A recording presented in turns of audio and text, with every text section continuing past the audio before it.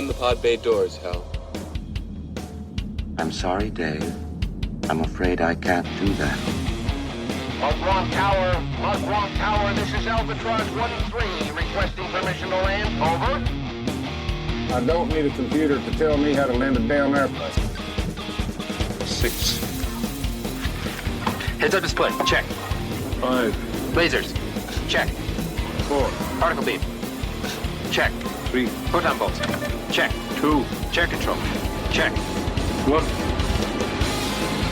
Let's do it. Broadcasting from a secret underground location somewhere in Mos Eisley. This is the Docking Bay 77 podcast. Make yourself comfortable. The show is about to start.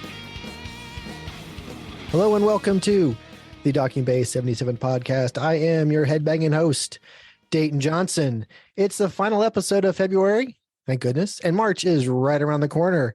We're coming up on the 37th anniversary of what some consider to be one of the best metal albums ever, as well as one of the best albums from the band Metallica.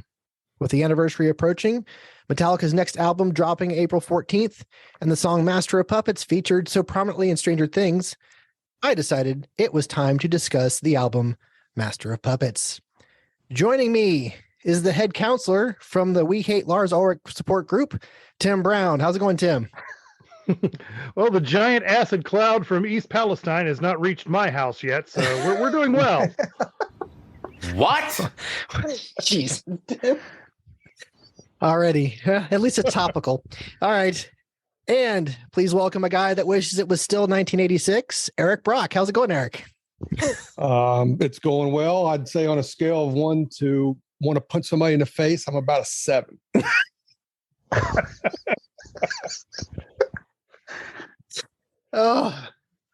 It's already started. Okay. And also a guy who loves to convince people that the song Battery is about the Energizer Bunny. Please welcome John Wright. How's it going, John? It's not. See, it is. If you think about it, it really can be. Oh my God. Yeah. Fake news. Fake news. Yes.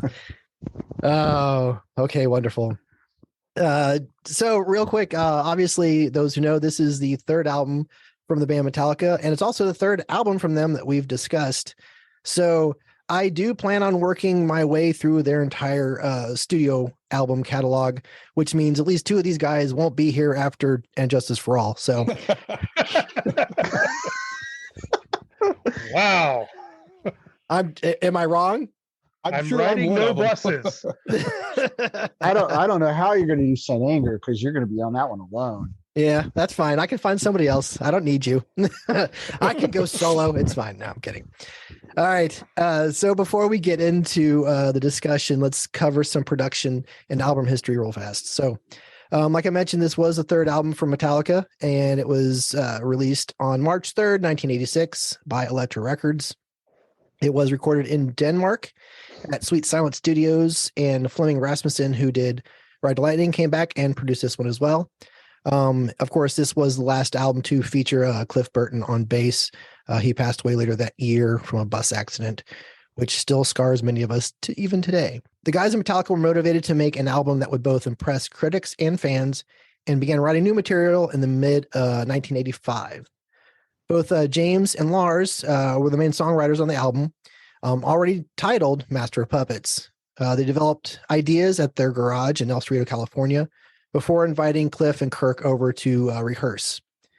Hetfield and Ulrich described the writing process as starting with guitar riffs, assembled and reassembled until they start to sound like a song. After that, the band came up with the song titles and topics, and Hetfield wrote the lyrics to match the titles. Master of Puppets is Metallica's first album not to feature songwriting contributions from former guitar player Dave Mustaine, although Mustaine claimed, of course, that he co-wrote Leper Messiah based on an old song called The Hills Ran Red. Of course, the band denied this, blah, blah, blah. Let's fight because that's what we like to do. At least they're not as bad as the guys in Pink Floyd. Anyway, Master of Puppets peaked at number 29 on the Billboard 200 and received widespread acclaim from critics who praised its music and political lyrics. It is widely considered to be one of the greatest and most influential metal albums of all time, and is credited with legitimizing and solidifying the American thrash metal scene. It was certified 6 times platinum In 2003, for shipping 6 million copies in the United States. In 2015, Master of Puppets became the first metal recording to be selected to the Library of Congress for preservation in the National Recording Registry for being culturally, historically, and aesthetically significant.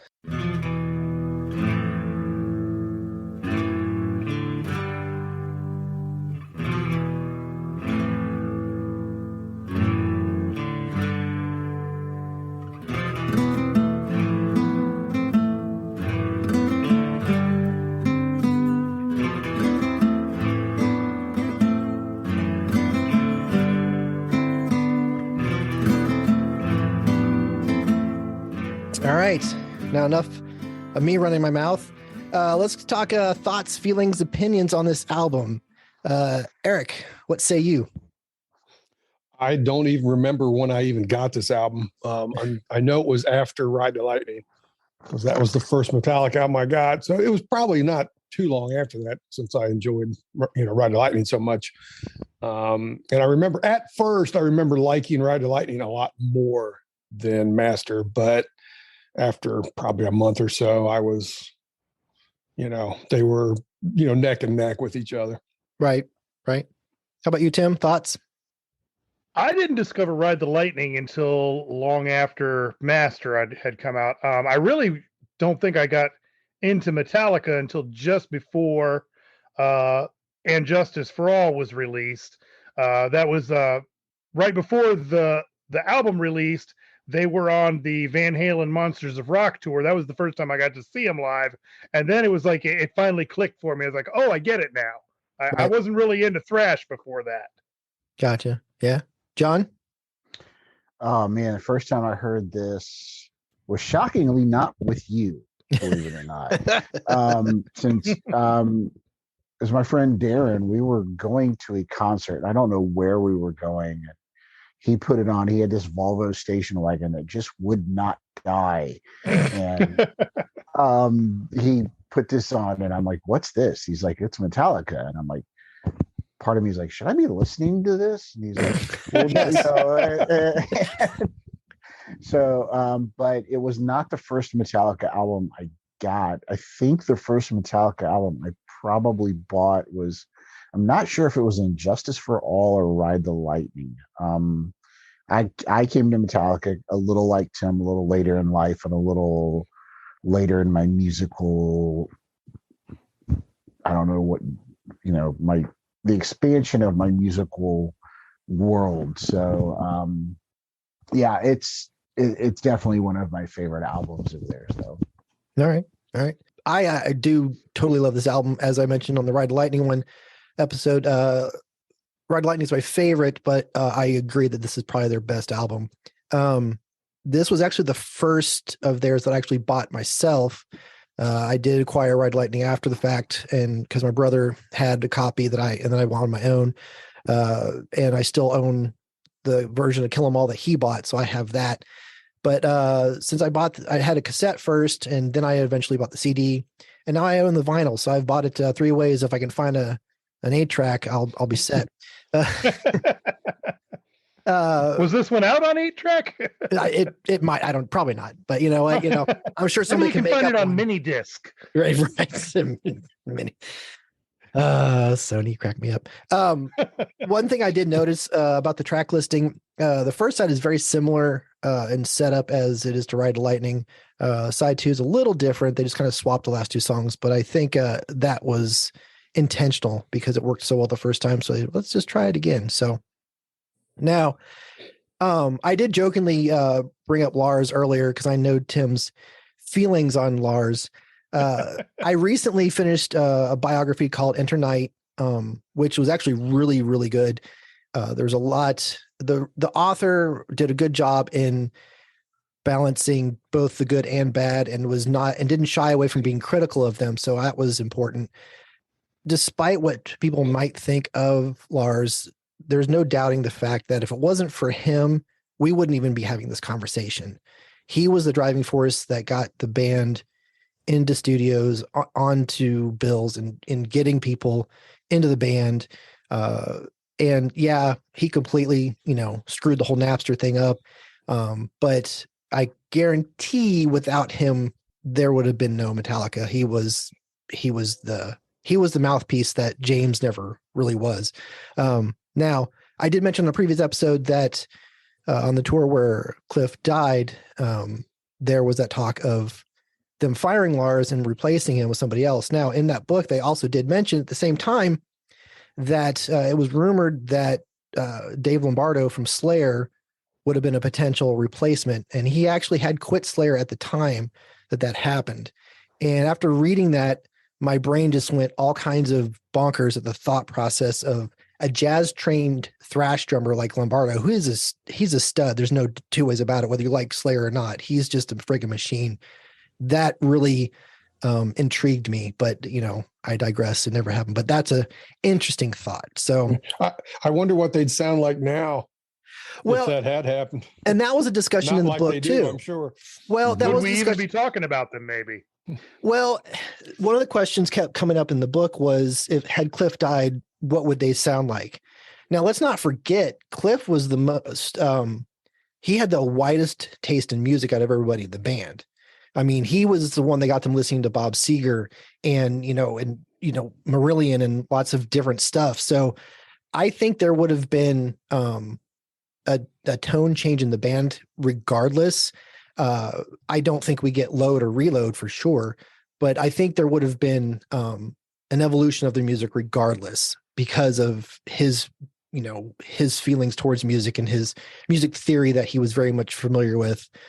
So it's one of those you can hypothesize all you want, but I don't think they would have been, had they fired Lars, they would not have been as big as they are now because, like I said, he is the mouthpiece. He was he's the one that went out and got the producers and was always pushing the band. So it would have been an interesting, it's interesting to think about. So yeah, just keep sucking up so he doesn't sue us when you throw in the music clips later on. Hey, you know what? They can sue me all they want. I've got nothing to take, and it would make us instantly famous. So go ahead. If you get the cease and desist letter, we all get a copy of it. It'll go really great with my one from Kiss. So no, that's a restraining order, John. There's a big difference. No, it's a cease and desist. The restraining orders, nah. Statute of limitations not up on that one. I can't talk about that one. Has to consult his legal team before he can talk about that particular incident. Yeah. Yes. That took a hard left turn. That was weird. Okay. Anyway. All right. So, the worst thing for me is to have to admit that with all of the Napster hoopla back in the day, that kind of turned Lars into the easy punching bag that he's kind of become in the metal community. He was right. Well, yeah. He just didn't have to be Lars about it. Well, and the thing was, the music industry was already suing Napster, so he really didn't need to do anything. He just became a target. Which the really weird thing about it though was they used tape trading that was very popular in the early '80s, especially with bootleg stuff. To get popular. That's how they got a name and got their name out there, was by tape trading, which in essence, Napster was a digital version of that. So it's just kind of weird, but yeah, he was right. It was, it is what it is, and it's over. Then the funny thing was eventually they were really good at embracing and using the internet to promote upcoming stuff. So they learned. So, all right. So we're going to go track by track. All right. First track, Battery. Eric, why don't you start us off? Well, when you sent out the order you're going to do it in, I thought, well, great. The song that Battery, I get to be the first one to talk about. Back in the day, I used to always jump over this song because I wanted to get right to the title track. Okay. And now I kind of still do the same thing.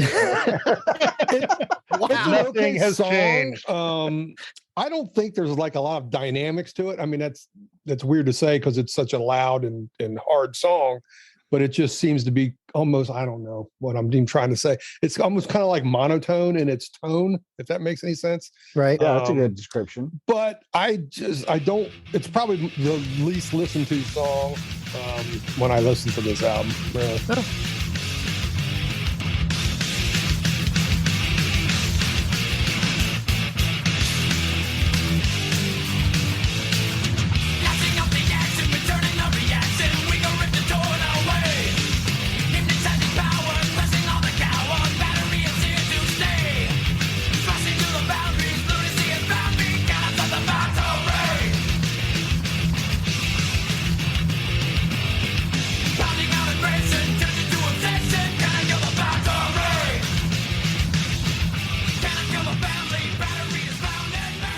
All right. Tim, how about you? I like Battery a lot. I like the intro. I think it's kind of a, it's a classic Metallica song. I mean, if I'm introducing somebody to thrash, I think you got to make a good argument to kind of start here. It All kind right. of has the roadmap for what thrash should be. All right. Good point. John? Yeah, it's standard formulaic Metallica, and there's nothing wrong with that. I mean, they at this point in their career starting out, and if you look at the structure of the first 3 albums, they're almost identical. Every one of them has a pretty heavy, hard opener, and every one of them includes an instrumental and some other stuff here and there. And this, like Tim said, it is your stereotypical thrash song, and I'm not saying that in a negative way. It's not one of my favorites of theirs recorded. It's a fun song to hear live though, and to watch the crowd get crazy live. I will, Yeah. yeah, it's one of those ones that I think I like a little bit better live than I do recorded, but I don't skip it. It's a good opener for the album. Yeah, I agree. It's a good way to start off. It's a nice punch in the face. I do love the theme. It was years before I realized why it was called Battery. So it's actually, the theme of the song is based around the San Francisco thrash scene in the 1980s. The most prominent club played by Metallica was the Old Waldorf, located on Battery Street in downtown San Francisco. The lyric, "Cannot kill the family, battery is found in me," is a statement that society doesn't understand the scene. Those within it, quote, "the family will defend it as a show of solidarity against the glam metal scene that was so popular in Los Angeles." So, yeah, I was like, what the hell do you mean by battery? I just couldn't quite figure it out. I didn't care as much, but finding out later what it was actually kind of meant, I thought, oh, that's pretty cool. And then I was like, I know where Battery Street is. So it's like, I kind of want to go there again. Anyway. All right. Moving on. The title track, Master of Puppets. John, why don't you start us off? I don't know how I got labeled with this one, but okay. No, we can skip you. Is that okay? No. I mean, it's a big responsibility to get the title track. That being said, it is one of my favorite all-time Metallica songs. I will say that I do have some problem with it is in listening to it, getting ready for this, I kind of feel that the guitar tone is not quite what I want it to be. It's not a bad tone, but it seems like there's no low end to it, at least to my ears. But then again, my hearing could be shot after 50 plus years of headbanging. So but it's all those Kiss concerts, man.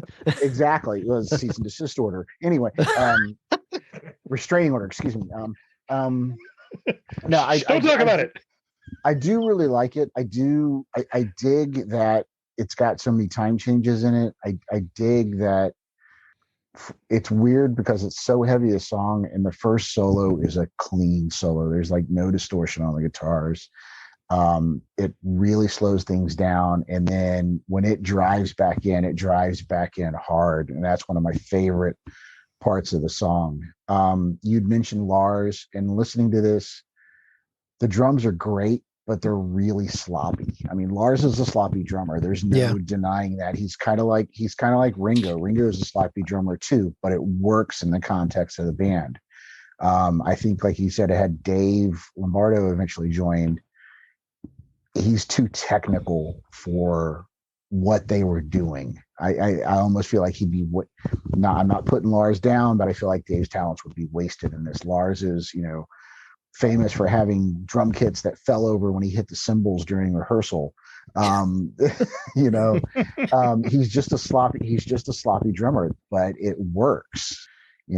James and Kirk are great together. This is, doing some background on this. This is their most played song live. Over 1,700 times has this song been played in concert. That doesn't surprise me. Yeah. And there's only like 9 or 10 that have been played over 1,000 times.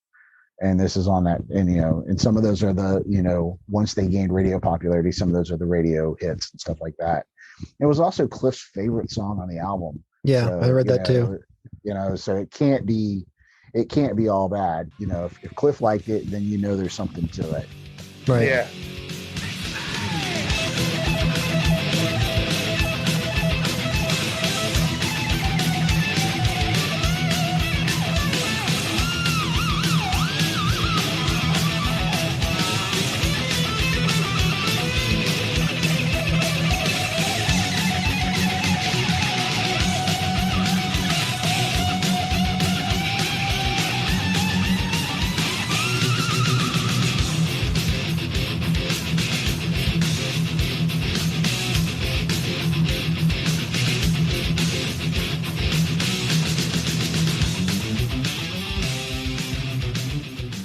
Eric, thoughts? While I welcome the whole, surge in popularity that came from its, appearance in Stranger Things, that made it cool to like this song. It was always one of their best songs, and I liked it way before Eddie rocked it out on top of a trailer in Stranger Things. But whatever gets anybody interested in the band is cool. Right. It's like John said, it's one of their best songs for sure. And I've always loved it. Yeah, it's one of my favorite as well. Tim? I think we all should have a quick moment of silence for Eddie Munson. Right. Eddie's not dead. R.I.P. man. Eddie. We don't know that Eddie's dead. The song actually has one of my favorite little riffs, and it's the little break that Kirk does right before the first verse.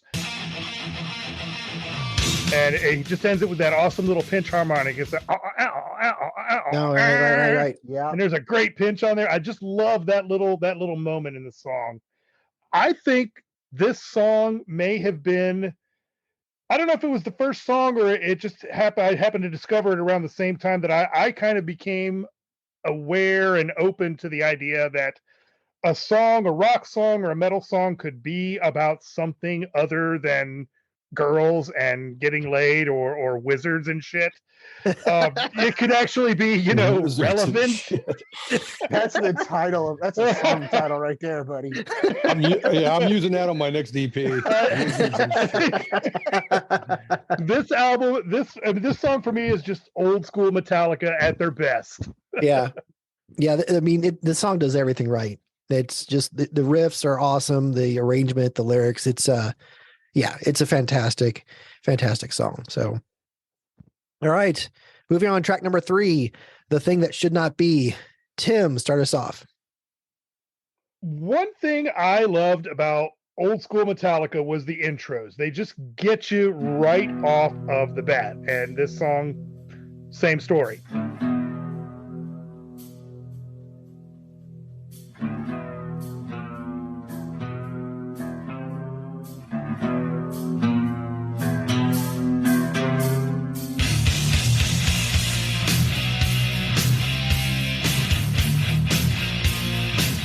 Right. I was never a big Dungeons and Dragons playing kind of guy, but I did play a lot of role-playing games with my SCA friends and stuff in college.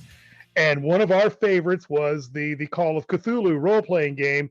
So this song always appealed to me for that reason. These guys clearly know their Lovecraft mythos, It just tied into everything that I liked at that time.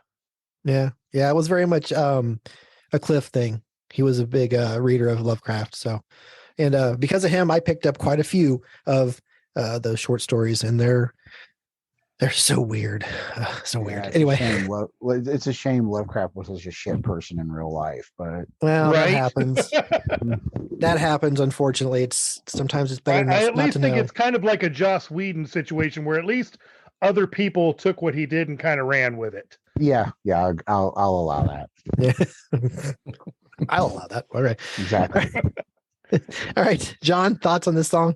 Well, first of all, when you sent the outline for this episode and you had Tim, The Thing That Should Not Be, how freaking appropriate is that? I couldn't stop laughing when I saw that. Sorry, Tim, but you should have expected it. I didn't- kind of did. I kind of did. Yeah, you should have expected it from me, quite honestly. Um, Somebody that was going to make the joke. yeah. That being said, this is still a killer track. It's a sleeper track. I don't think if you're not a Metallica fan, you're not a hardcore Metallica fan, you don't know this song. Yeah. You know, again, you know, it does fall victim to the stereotypical outline they had for an album. You know, there seemed to always be like a Cthulhu or a Lovecraft reference either in a title or in the lyrics of a song. But again, it's a really cool song. It sets a mood. The guitar in the beginning of it is really cool because it's got this weird effect on it. It almost sounds like it's recorded underwater or something like that. It sets the tone for the story behind the lyrics really, really well. Yeah. I think they purposely tuned them down for that sound. So I read, but yeah, it's the mood with the sound of the guitar definitely works with the lyrical content. I actually, whenever I make a Halloween playlist, this song makes that playlist because I think it's spooky, you know. So, Eric, thoughts? Like John said, it's a sleeper track, you know, for me. It's simple, but it's got such a cool groove. But it's one of the songs that makes me say, how good would this band be with a really good drummer? Because there's so much room there's so much room in this song that a good drummer could really go off on, you know what I mean? And instead we just get Lars in his caveman style, you know, drumming in it. But you know, it's definitely a cool track. Yeah. Hey, I will give him credit. As the albums went on, he actually did start taking more lessons, and they actually had a practice room just for him to practice for hours. So he made the efforts as they got more popular to get better. So yeah, as much as I bash on Lars, I'll at least say that I think he has neat ideas, and I think on the albums he gets them across. It's just when he goes live that you say, "Wow, this guy is all over the place." He's just, and I wonder if that isn't kind of like a David Lee Roth kind of mentality where you're more concerned with putting on the show and engaging the audience than you really are about singing or playing and making sure that you're perfect. You're there to be seen and create a spectacle. Yeah, that makes sense. Makes sense. All right. Track number 4. Welcome Home Sanitarium. Actually, I have 3 favorite tracks on this album. This is number 2, inspired by the book One Flew Over the Cuckoo's Nest. Great dark lyrics. The opening guitar is both beautiful and a little haunting and sad. The riff right when it picks up going into the bridge is very, very cool.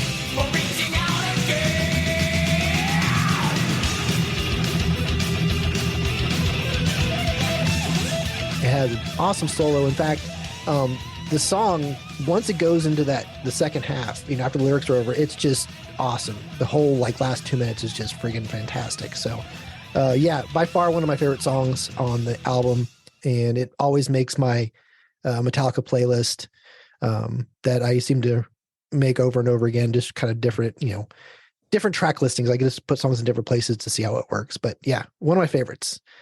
Tim, thoughts? Well, I find this song to be a stirring commentary on the state of mental care in the 1980s. I don't know. All I know is this song makes me want to headbang, even though that might kill me these days. All right, John. I do think this was the first Metallica song I ever heard. I think this was my introduction to Metallica. That being said, this is probably my favorite Metallica song. All right. Yeah. It again, for everything you guys have said already, it hits on all those marks. If I were going to introduce someone to Metallica, this is definitely one of the first two tunes that I play them, because it captures everything they did so well at this point in their career. This song captures it. In my opinion, better than just about any other stuff. Again, it's a little bit of a sleeper, not as much as The Thing That Should Not Be, but it's also it's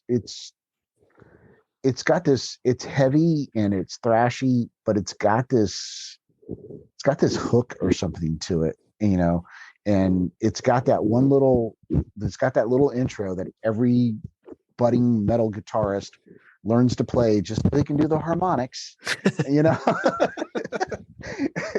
It's like that little bit Bing, bing. yeah, exactly. It's like that little bit in roundabout that everybody tries to learn how to play. Oh, very But good. yeah, it is. I would say this is probably my favorite Metallica track. All right, Eric, thoughts on Sanitarium? This is it's what I call part one of the Awesome trilogy. All right. The next three songs in this album are, just awesome. But I like John, this is it's my favorite track on the album for sure. And it's got to be in my top three, all-time Metallica songs. It's everything about it's just great. Well said. All right, let's pick up the needle, flip the record over, and let's hit side 2. Track 1 on side 2, Disposable Heroes. Eric. Part 2 of the Awesome trilogy. It's something weird about this. Always makes me, and it's probably the lyrics or something, but it's like it's if Metallica is doing like their Iron Maiden song or something. Okay. You know what Yeah. I mean? So the funny thing about that, my notes, the first thing on here says, I feel like this has a slightly different feel than the rest of the album. The beat, the guitar, the picking, the arrangement, it feels like they're channeling some other band. And that's I think it's Iron Maiden. yeah. I kind of feel like it's a little bit of combination of Maiden and Diamond Head is kind of the vibe I got. So yeah, exactly. Great song. Though. Everything Yeah. about it. Oh, absolutely. Absolutely.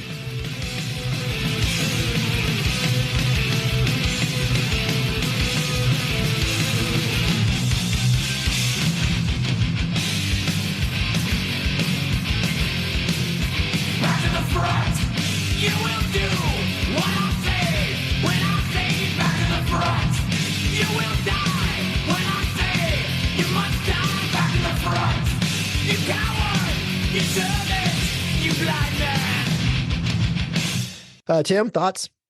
This is another case of 16, 17-year-old Tim finally starting to realize that metal could be about real stuff, talking about how we treat soldiers. Side. like last time. I have never heard this song before. Did they just release this? Was this like an extended edition? Oh God. Long No, time he listeners heard- of the he show heard it. will He get had that it on joke eight- now. He just had it on 8-track and couldn't play it. Yeah. My 8-track stopped at track 4. Okay. Anything else to say? Just Is he okay? yeah, I'm fine.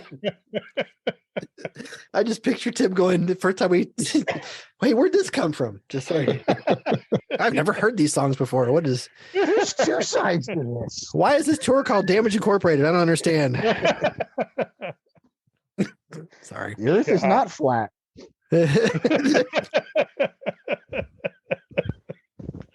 Oh my god. It always takes a turn when we're on here. Just the four of us. Always takes a weird turn. Anyway. That's why you invite us, isn't it? Well, Alrighty. yeah. Duh. All right. Any other things to say, Tim, before we move on to John?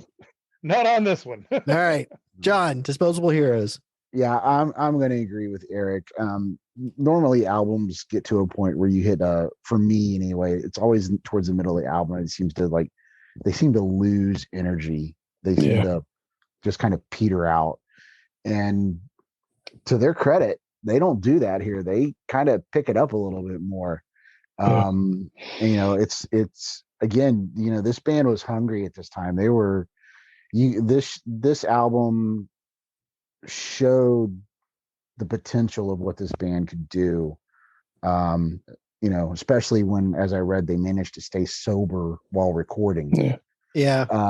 It's almost, you can almost get the sense, I don't mean to interrupt you, John, but you almost get the sense that like right now it's like, it's coming easy to them. You know what I mean? They're just cranking out these great songs and these great riffs. And it's just like, it's not even work for them. Like, right now at this point. Yeah. I get what you're saying. I read where they weren't even doing songs; they were telling stories, and I think that's pretty. I think that's pretty valid, And something else I read that I'm surprised no one brought up. Supposedly, they wanted Geddy Lee to originally produce this album. Really, I hadn't heard that. I have never heard that. I read it somewhere. I read it on the internet, so it's got to be true. He wrote it down on a notepad at his house, and then he read it. Shut up, Mr. B-side. But so it was in something I did, read just the other day, and like the schedules never mesh. Now, whether or not that's true, I have my doubts, but kind of makes me wonder what this album would sound like, had he produced it. So that does make me think. And I had this in my notes about the album overall, but I was listening to getting ready the remastered version on Spotify, and it sounds really good. The remaster does, and I had started to wonder, what if they had like the budget and Bob Rock like they did for the Black Album back around these days, and how much better this could have sounded. I'll have to listen to the remastered one because one of my notes is I think the production on this album is not that great. I don't think it sounds all that great. So is the remastered one a lot better? I wouldn't call it stellar, but it's definitely better than the original. It has a lot more clarity. There's some more space, it sounds like, and there is some bottom end, and you can hear the bass. It's got a better feel to it. It kind of punches you in the chest. Because I still got the same CD I had when I bought it back, like whenever I bought it, so. And Tim, just so you know, CDs only have one side. Well, thank goodness. That would explain the strange noise when I tried to flip it. I like this side a lot better, Tim. It's very avant-garde. This is one of those new wave records. It's performance art. That's what it is. But Tim's point there about having Bob Rock, I don't know that would have been the right move at this phase. Nope. Maybe not. Maybe not for as far as the songwriting, and I was just thinking more of sonically, the engineering and the sound. Yeah. Sonically, yes, I will say that. But anything else, having watched the the documentaries of the making of the Black Album, this, that, and the other. Yeah.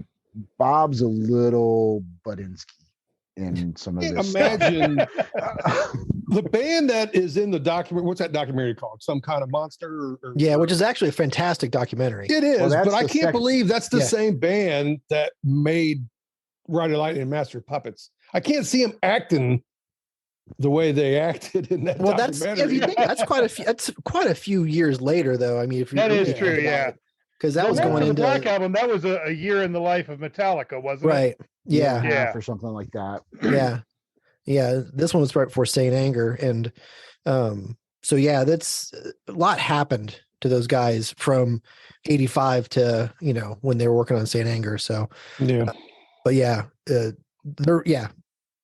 Anyway, but it's. I don't want to get into Bob Rock right now because I'm actually in a good mood. Anyway. Wow. Not a Bob Rock fan, are we? No. He's done some good stuff, but he's done some shite too. He He did. I mean, his stay was, he overstayed his welcome in Metallica, Yeah, as far as I'm concerned. Definitely. So I'd agree with that. Yeah. Anyway, so moving on. Leper Messiah. Tim, why don't you start us off? Well, you know, me and religion don't get along. So I would quote the words of the great philosopher, Mr. G. Carlin, who said, religion is bullshit. And this song speaks to me. And really, no matter where you fall on that topic, I think we can all agree that these money-grubbing megachurch preachers, you know, the God wants you to reach deep into your hearts and your pocketbooks and take his hand, and Jesus wants a Porsche and he wants me to drive it, friends. Jesus wants me to have a jet. They should all just go up to East Palestine and have a swig of water and take care of it all for us. This song is hating on those guys, and I'm here for it. The second Palestine drop by Tim, we're going to date this podcast. Yeah, a little bit. I know. Yeah, right? a little bit. Yeah.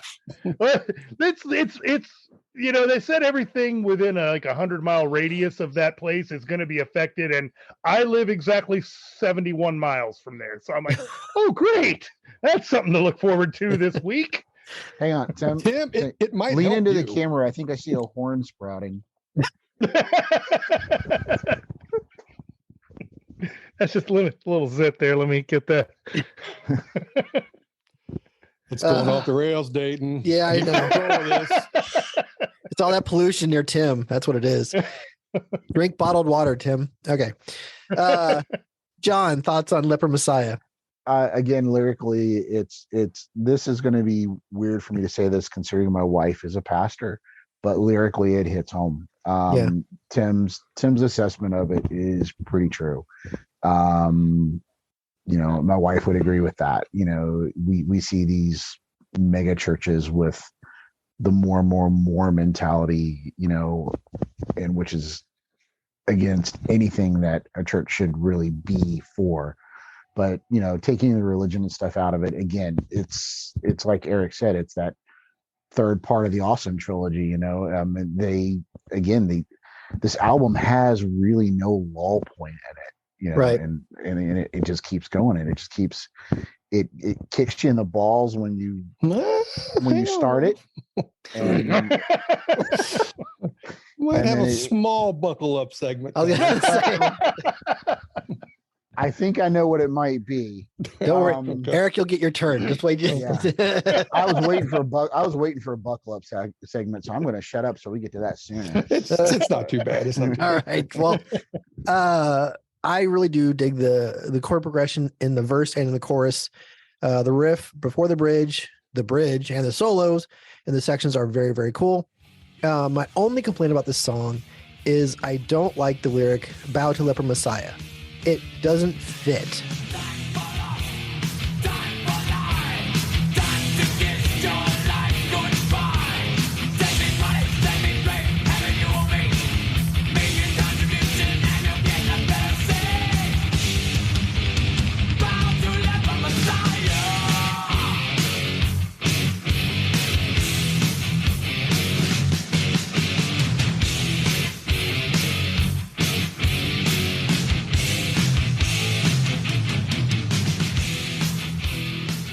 I almost wish they just didn't have anything there. Like they just, you know, time for less, time for light, just do that and then nothing. Just have the music and drop it doesn't fit. It's like every time I sing it, I'm like, it just sounds like put it there because they had to put the title in the song somewhere. And so that's the only thing I don't like about it. Everything else is awesome. So, all right. John, next track, Orion, start us off. Lyrically, this song sucks.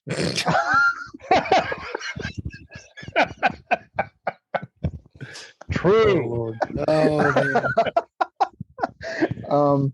This is a weird one for me. While I do like it, it's weird. I mean, it's named after the constellation Orion because, as Lars described it, it's 9 minutes of weird shit, and he's kind of right. It's cool in the fact that, you know, you get to see what these guys can do a little bit musically.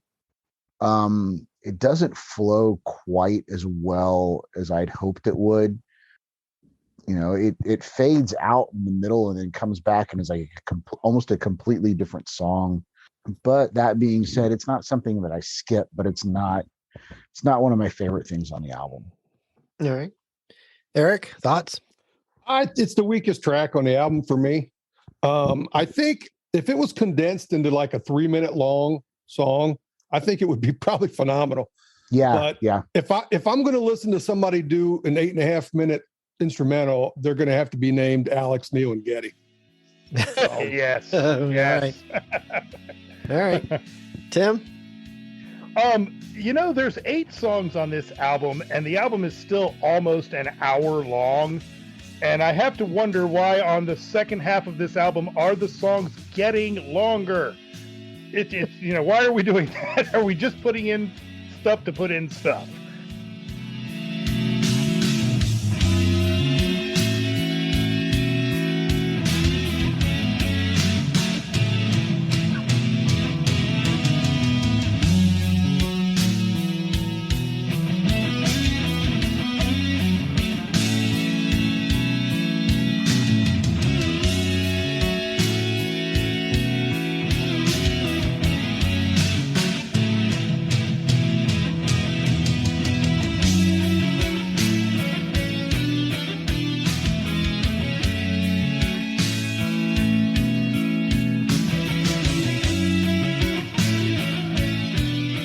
I like this song. I think it's a good instrumental. I wonder, though, because James, there was always stories about James in the early days of the band up until the Black Album, really, not really liking his voice and being very uncomfortable being the lead singer. Right. And so I kind of have to wonder if maybe he didn't just want everything to be like this song. Well... Now I see more of a Cliff influence on this song. Well, actually, the whole middle section was arranged by Cliff. Yeah, the mellow section was all arranged by Cliff. So you can hear that for sure. Yeah, for sure. Now, when you mentioned the length, now Master of Puppets, the title track is actually the longest song on the record. But you're right. The second side has 2 8-minute tracks, and the book I just finished, there actually was a time when Lars would time the songs and go, nope, we need to make it longer. We need to add. Literally, he would sit there, they listen to what they had, and he would time it to see how long the songs were. So yeah, you're right. Master is the longest song, but it for some reason side 2 feels a lot longer than side 1. Well, I think that's because 3 of the 4 songs are all around 7-8 minutes, so it makes sense. So yeah, I mean, until you get to the the last track on the side, which is barely 5. So yeah. All right. The final track, Damage Inc., is another one of my favorites. Is the third of my favorite songs on the album. I love the intro. It's kind of cool and misleading going in. Jeez, Eric's rolling his head. It is the angriest, has the angriest lyrics on the record. I love the bridge. It's awesome. It may seem kind of stupid, but I love the fact that they whisper the lyric Damage Incorporated. Damage Incorporated. I think it's a great way to finish the album, because when it's over, you're kind of exhausted because it was just kicking your ass for just over 5 minutes. So.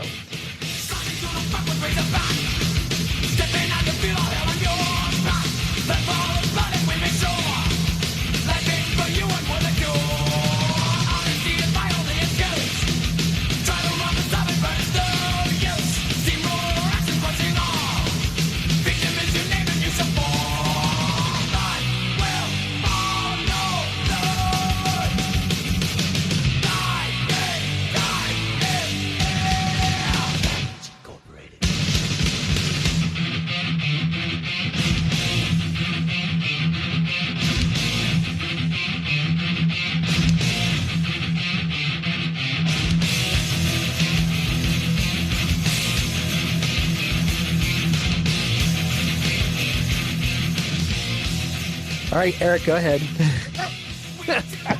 My first thought when this song comes on is get on with it. 1:20 of this fade in intro. I mean, I kind of dig it. I like it. Well, the fact that Tim digs it makes me just confirms what I feel about it.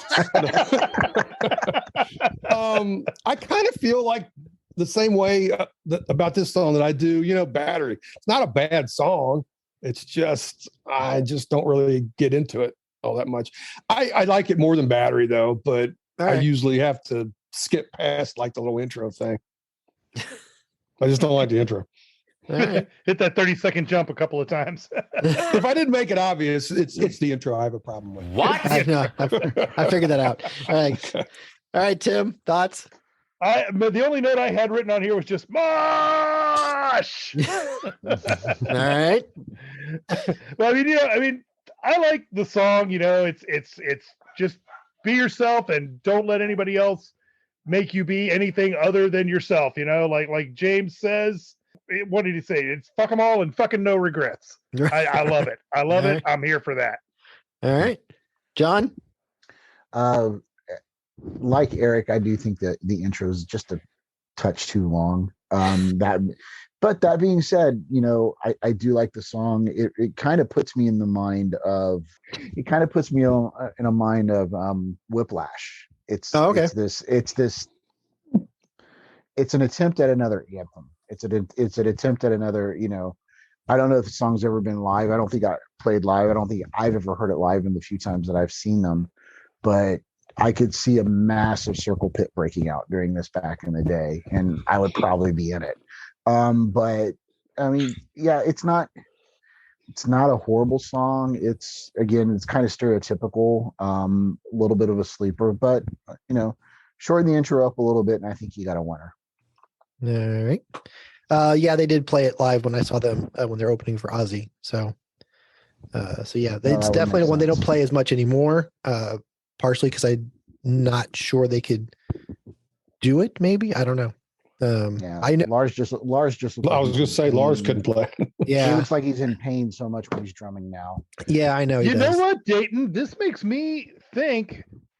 I lied. The first time I saw them was not Monsters of Rock. It was this tour. Wasn't Queensryche opening for them on this tour? No, that would have been I Justice. saw Queensryche, yeah, and Justice for All. That was Justice. Queensryche, yeah. Oh, okay. Yeah, no, you're right. I'm getting my dates mixed up because it was and Justice. Queensryche opened for them, but that was after I saw them on the Monsters of Rock tour. Yes. Okay. Now that we got that cleared up. Yes. I'll go back to being senile now. And Tim brought up Queensryche. And looking for all my B-sides. This is the point where I say, I can't wait for Mindcrime. Yes. Mindcrime. We're teasing an episode for May. Yes, we're covering Queensryche's Operation Mindcrime. So there. Yeah. I did it just to shut Eric up. Thank you. And it's a fantastic record, but yes. Well, yeah. Okay. But this is a pretty darn good record too. Yes. To get back on topic. All right. So before we get to our rating and some questions I have prepared, we're going to take a short break and hear from our friends at the Infectious Groove podcast. Hey, this is Russ. This is Kyle. This is Michelle. From the Infectious Groove Podcast. Join us every Monday for the most fun you can have with a music podcast. The Infectious Groove Podcast uses a positive and fun approach as we take time every week to share our jammy jams, then dig into a thought-provoking topic discussing all decades and genres of music. You can find the Infectious Groove Podcast on all major podcast platforms, or you can head to infectiousgroovepodcast.com to find us there and subscribe. We might have a controversial opinion here or there, but we always have fun with it. Oh, I'm sure I'll say something dumb. Subscribe to the Infectious Groove Podcast, part of the Odd Pods Media Network. All right. So we are back, and now it's time to give the album a rating. Your choices are Never Again, Stream It, Buy It Used, Buy It New, or Vinyl Worthy. Eric, what say you? Buy It New, 100%. All right. Tim? I'm torn between Buy It New and Vinyl Worthy. Okay. I'm somewhere. Which one's higher? Vinyl Worthy. Vinyl Worthy is highest. All right. Yeah. Eric's cut his ratings out of. Sorry. I had a brain fart there for a second. It's all right. You're still sick, so we'll forgive you. Thank you. Yeah, okay. So Tim, what's your decision? I'm still, like I said, I'm still somewhere halfway between Buy It New and Vinyl Worthy. All right. John? Buy It New on vinyl and make sure you listen to side 2. Now, is that your rating or is that just your personal instructions for me? Both. Yeah, both. No, it's vinyl worthy. It's a fantastic record. And to me, there's, I put it on, I just listen to it, especially with headphones, to really hear some of the subtleties that you don't necessarily hear when you crank it all the way up. But at the same time, I take the headphones off and crank it all the way up and make the floor vibrate, because that's fun too. So, all right. So I have a couple questions for you guys. I'm kind of curious to see where you go with these. So first question, the Call of Cthulhu or Orion? Which do you prefer? Eric. Flip a coin. Probably Call of Cthulhu. I think. All right, Tim. Probably. Yeah, I lean towards Call of Cthulhu over on those two. All right, John. Patrick, Call of Cthulhu. Oh, jeez. Okay. Which song? What do you think? Well, to me, it's Call of Cthulhu, but I like it. Kind of feel like because you guys didn't even mention that you kind of felt like it took a while for Cthulhu to get going, and I kind of felt like maybe on Orion they kind of shortened some of the stuff getting into it, but yet the middle section's a little too long. So I think they learned and then also broke some of the things they learned. So Cthulhu is. I like them both, but I think I'm going to go with Cthulhu as well. I thought at least they learned and unlearned. Yeah, I thought at least somebody might say Orion. So okay, which track is heavier, Battery or Damage Incorporated? Eric. Boy, he skips them both. That's not fair. I know them. I want to say Battery's a touch heavier. All right, for me. Tim. Yeah, I kind of lead towards Battery being a touch heavier, but you can make a strong argument that once Damage gets going, it's heavy. It's definitely up there in heaviness. All right. Yeah. I'm gonna lean towards Battery. I think it edges it out just a hair. All right. Yeah. All right. I think maybe only reason Battery wins is because it feels a little thicker, I guess, than Damage Inc. does. I don't know. It just kind of Damage Inc. it seems like it's in a more of a hurry than Battery is. So, but that's just an impression. I love Damage Inc. more, but anyway. Okay. So, Metallica did a lot of cover songs. In fact, early on in their career, they would play shows and do covers and not tell people they were covers, because they were songs that most people didn't know. And they've done stuff like on the B-side of Creeping Death, they had songs there, and they of course did the 598 EP. Now, do you guys have a favorite Metallica cover? I do. Tough. All right, John, what's your answer? Yeah, this one's probably going to get a little bit of heat and flack, but I don't care. I really like it. It's from the Garage Days revisited EP, and it's their version of Tuesday's Gone. Oh, okay. I freaking love that because Eric holds his nose. It's okay. I mean, I'm just giving John crap. No, it's fine, man. I mean, I'm not a huge Skynyrd fan by any stretch of the imagination, but I like this, and it's neat when you hear all the people that were involved in it. It's got guys from Corrosion and Conformity. It's got the harmonica lead singer guy from Blues Traveler in it. It's just a weird amalgamation. I mean, I really, really like it. It makes my road trip playlist, also partially because it's so freaking long too. But I do like it because it's not something that I would expect to hear out of this band. All right, Tim. It's kind of an obvious choice, but I'm a big Queen fan, and I think they really did it justice. But Stone Cold Crazy. All That's right. another good one. Yeah. All right. Eric. The kid in me wants to say so what, but Which is that's a great one though. It really is. I'd probably have to go with Am I Evil? Yeah. Oh, strong pull. Yeah. See, Yeah. I forget forget that one's a cover. Yeah. Yeah. Yeah. And the cool thing about Metallica is, I mean, other than a couple songs, but a lot of their covers introduced me to the band that they were covering. Right. I didn't know of them, prior. So yeah. and Am I Evil was like that. Yeah. Am I Evil is fantastic, but for whatever reason, I'm kind of partial to The Wait. I think that's a really fun song. That's a cool song too. Yeah, It's got a mood. Yeah, exactly. Yeah. So I'm gonna go with that one. So since you said "Am I Evil," I'm picking the Wait. Okay. All right. So we've covered the first 3 albums. So is there any song on these first 3 albums that you truly hate? Wow. Hate's a strong thought- word. All right. Dislike. Just choose not to listen to. There's got to be. I know. I'd have to go back Yeah. and look at track listings to be sure, but nothing's leaping to mind. Like there might be songs that I would skip here and there just because I'm not in the mood at that particular moment. But Yeah. yeah, I, I'm I- not I thinking don't- of anything. I don't have anything that pops to mind, but I will say that I don't listen to Kill 'Em All that often. So Right. it's probably something Yeah. on that album. I only listen to like Seek and Destroy and what, maybe Hit the Lights or something Yeah. like that. I mean, I don't Yeah. listen to a ton of that album often. I mean, I do crank it up every now and then, listen to the whole thing, but it's not like, not like Ride the Lightning and Master of Puppets. So Yeah. yeah. if I had to pick is the one something, it song I would just probably can't be on stand. Kill 'Em All. Oh I'm yeah, sorry? it's okay. Motor Breath is the one I just don't like it. I skip it, and if I'm listening to the record, Yeah, I obviously, skip as long as that. it's my Yeah, lights that's a later good on, but that's yeah, a valid choice. yeah, I Yeah, I just don't care for it at all. It's I'll move on. So, all right. Any final words on this particular record before we say goodbye? Anything? I I would like say the it's album cover yeah, very cool album cover. more than Ride the Lightning. Yeah.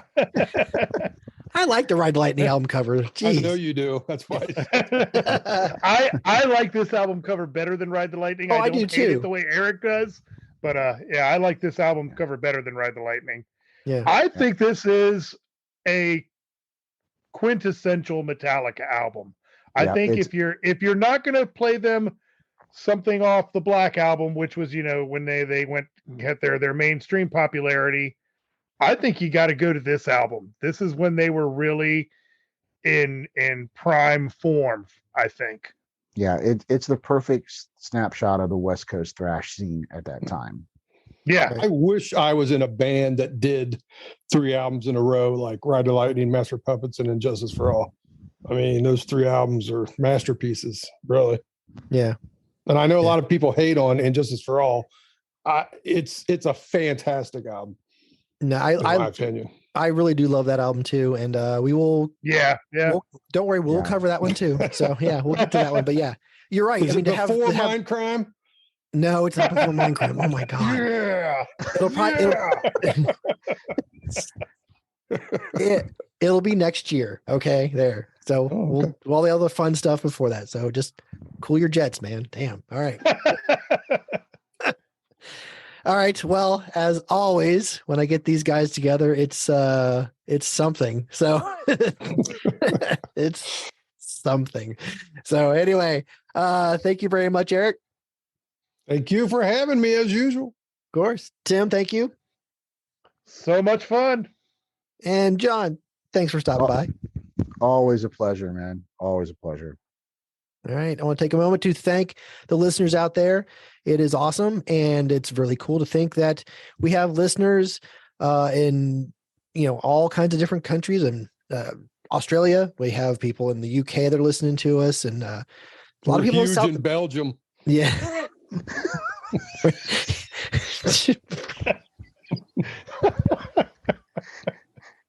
Oh my God. Anyway, thanks for spending an hour or so with us every week. It does mean a lot. Do you have listeners in Kentucky? No, I'm being serious. Do you have listeners in Kentucky? Yes, I do have listeners in Kentucky. Well, then tell them to get their ass down to Northern Kentucky University March 18th and come see me at Highland Heights Comic Con. All right. You heard him. Okay. All right. Let us know what you think about this Metallica album.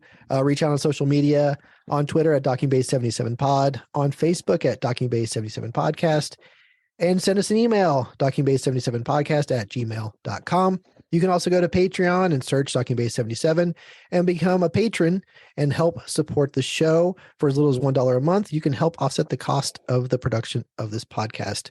Be like Tim. He's a patron. Be like Tim in that way, at least. And April. Being And like in many Tim's how other I- ways. Being like Tim's how I got the restraining order.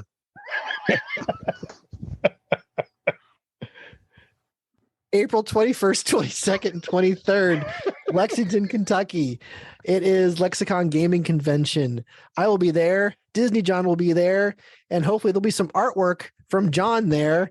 And we'll be demoing. I'm trying. We're demoing our prototype of a board game that actually all these characters on here have helped in one way or another.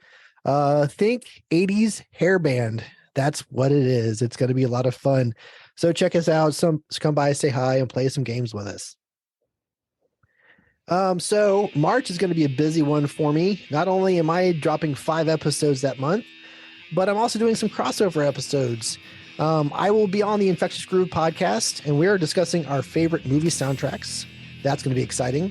Russ will be joining us. Actually, Tim will be there, and Mike Vermillion will be there, and we're discussing Hearts, Dreamboat Annie versus Pat Benatar's Crimes of Passion. I will be on. I'll be joining John Reed and his friends on the 30-something movie podcast to discuss my favorite Tarantino movie that Tarantino did not direct. It's True Romance. And Patrick O'Reilly from the Vintage Video podcast will be joining us to discuss Catherine Bigelow's movie Strange Days. It's going to be a fantastic March. Do yourself a favor, listen to more music. And remember, physical media is better than streaming. The Docking Bay 77 podcast is produced and edited by Dayton Johnson, recorded with Rode Pod mics, the Zoom PodTrack P4, and edited on Audacity. Opening music provided by Eric Jason Brock. You can find him on YouTube and Bandcamp. Thank you for listening.